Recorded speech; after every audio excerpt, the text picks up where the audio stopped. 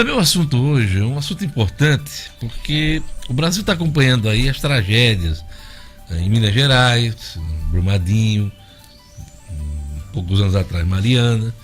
Semana passada uma barragem estourou na Bahia, no interior da Bahia. E aqui no Rio Grande do Norte, o CREA, o Conselho Regional de Engenharia e Agronomia, fez um levantamento de risco das principais barragens do Rio Grande do Norte, inclusive 5 delas com uma análise de risco alta feita pela Agência Nacional de Águas. Minha convidada hoje é a presidente do CREA, a Ana Dalgisa. Bom dia, Ana. Bom dia, Diógenes, e todos os ouvintes da 96 FM. O que é que o CREA encontrou nesse relatório de inspeção de barragens? Olha, o principal ponto que a gente verificou nas barragens analisadas é um item que a gente está vendo em todas as estruturas públicas: falta de manutenção. Então, quando a gente iniciou, eram as 5 principais da ANA e, por exemplo, tinha gargalheiras.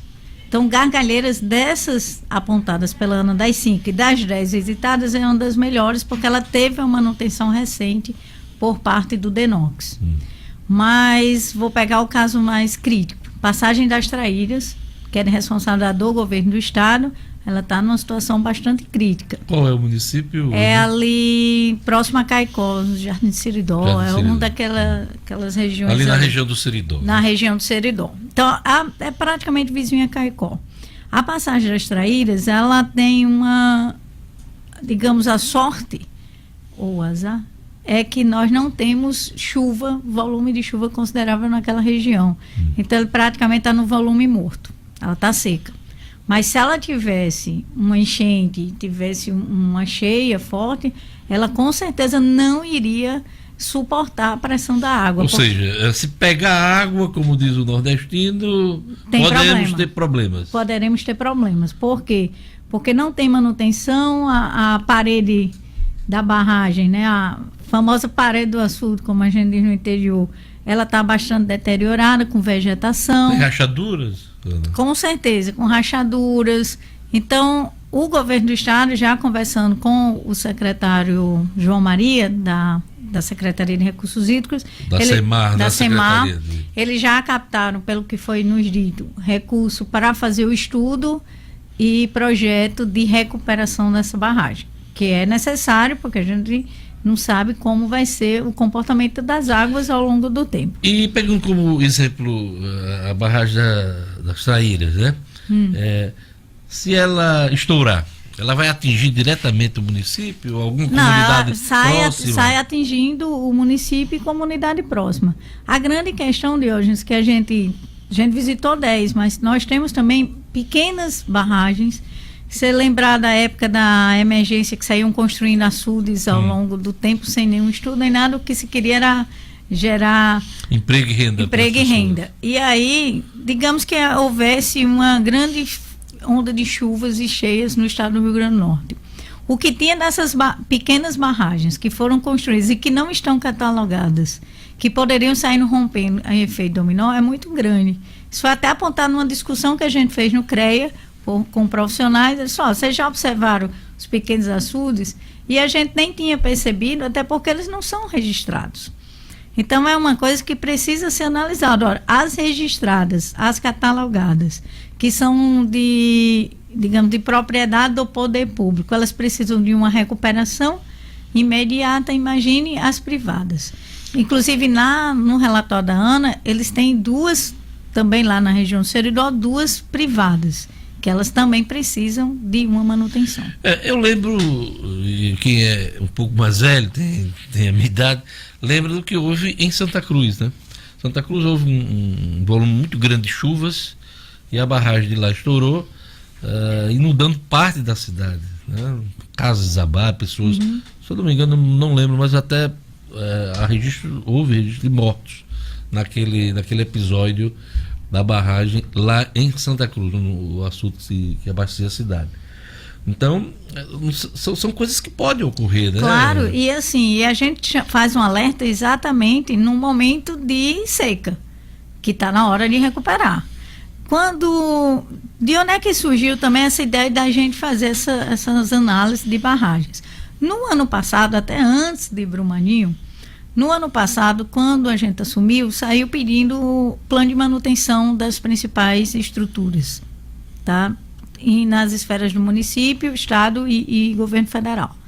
A gente não recebeu nenhuma resposta. Inclusive, pedimos das barragens, porque no ano passado já tinha um alerta de que teríamos um bom inverno. Como a gente não teve nada e aconteceu Brumadinho, aí a gente formou uma equipe multidisciplinar para saber como é que era a nossa situação. E a situação é essa.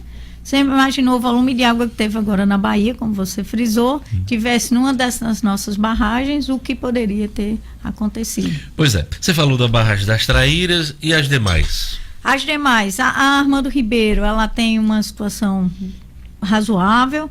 O que a gente percebe é que as barragens do Denox, elas têm uma preocupação maior. As barragens do governo do estado, elas precisam realmente ter uma atenção, uma manutenção que até então não tem. O risco é maior nas barragens do governo estadual, né? Isso. E também privadas. A gente identificou 2 privadas e essas privadas, elas já foram, nós encaminhamos esse relatório aos órgãos fiscalizadores, o IGARNE, o DENOX, a todos esses órgãos para que eles façam uma vistoria nessas privadas. Nós também fomos em barragem de rejeito minério em Currais Novos, naquela região, e elas também, a gente já alertou que precisa de manutenção. O que a gente percebe é exatamente essa necessidade de manutenção. Não é que ela vai ruir.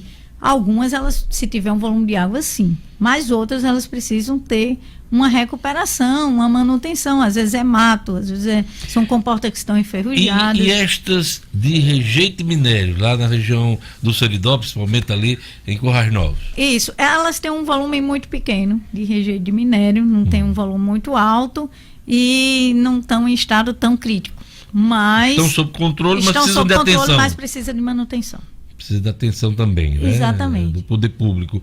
Agora, das 10 que foram vistoriadas, alguma está condenada, inclusive precisa ser realmente desativada? Não desativada, recuperada, que é a passagem das Traíras. Ela é a que está em pior situação. É a mais perigosa. É a mais perigosa. E as demais? Entre as cinco que a Ana apontou. Então, entre as 5 você tem a Gargalheiras, que ela já está solucionada. Tem uma no município de Parelhas, me perdoe não saber os nomes, mas tem 2 que são privadas, elas precisam de manutenção e de uma fiscalização mais intensa junto aos seus proprietários por parte dos órgãos fiscalizadores governamentais. Não é o nosso caso, tá? E a mais crítica que está dentro da lista da ANA, que é a passagem das Traíras.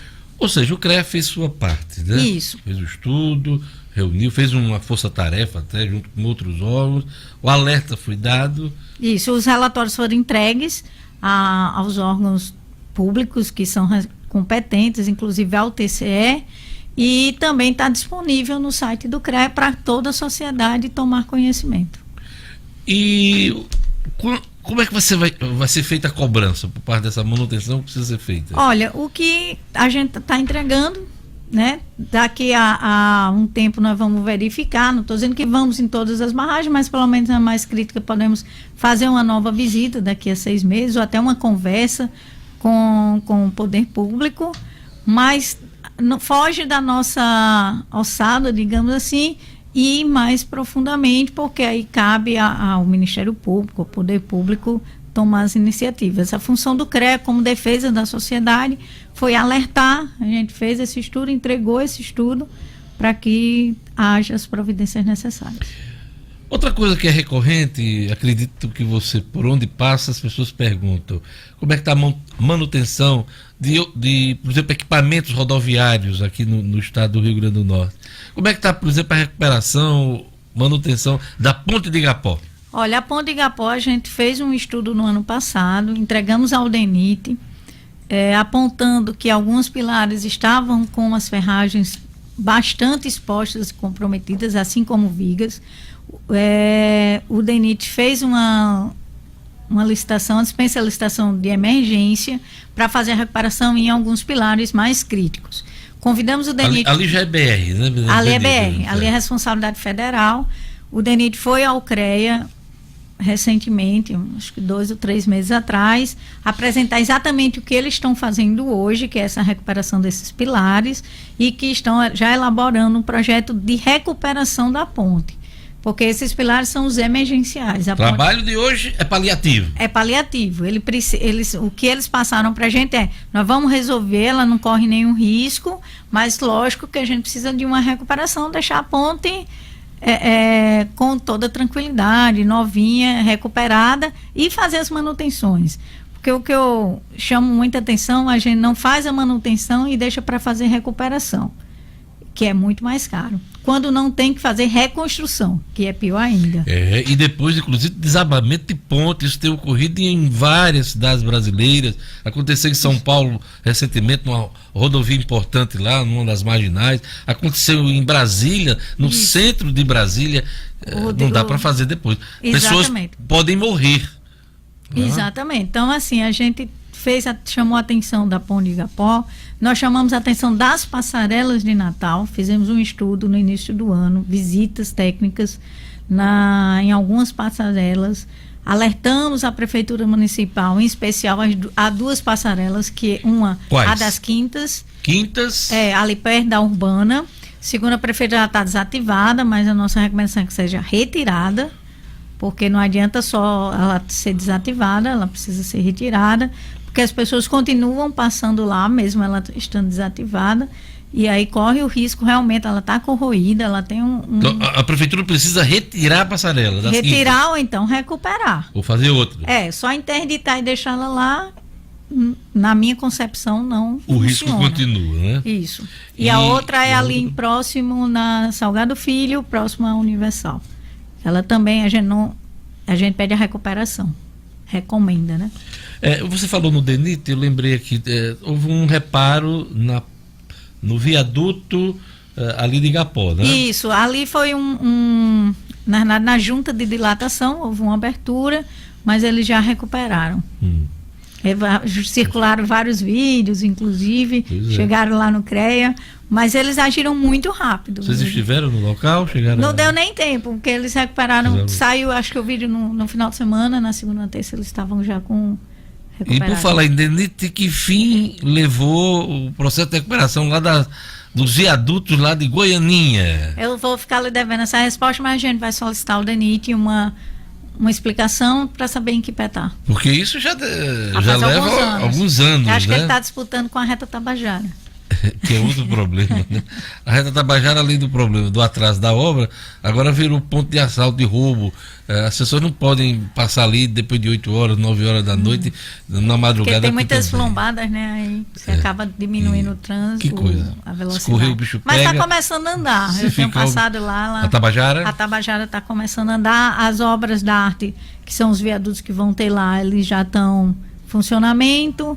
O que estava mais devagar era a decisão da questão do tipo do piso da avenida, mas eu estava conversando com a pessoa do DENIT e eles me falaram que vai dar uma acelerada agora. Se a duplicação da Tabajara levou esse tempo, está levando esse tempo todo, imagine a duplicação até Mossoró, né? Aí vai ser um século, viu? E a gente não vai estar nem aqui para acompanhar isso. Ana, obrigado por sua presença aqui no nosso programa. Parabéns, né? O CREA está completando aí 50 anos. 50 anos, né? Eu queria até aproveitar a oportunidade. Na próxima quinta e sexta, nós estamos promovendo o Congresso Estadual dos Profissionais do Sistema Confecreia, lá no CTGás. Ele inicia na quinta-feira, a abertura às 18h30, no auditório do CTGás, totalmente gratuito, aberto a todos os profissionais. É um momento que a gente tem para discutir o sistema Confecreia, dar sugestões, trocar informações, dados, conhecimento, ideias, né? E a gente, nesses eventos, a gente fez esses eventos em várias cidades do interior, onde a gente tem inspetoria. Fizemos em Caicó, onde inauguramos uma série nova, Caicó, Mossoró, Açu e Pau do Céu. Agora estamos trazendo para Natal, e por ocasião dos 50 anos a gente homenageia os principais profissionais e personalidades que contribuíram para a engenharia, agronomia e geociências no estado do Rio Grande do Norte. É isso aí. Parabéns pelos 50 anos do CREA, hein? Obrigada.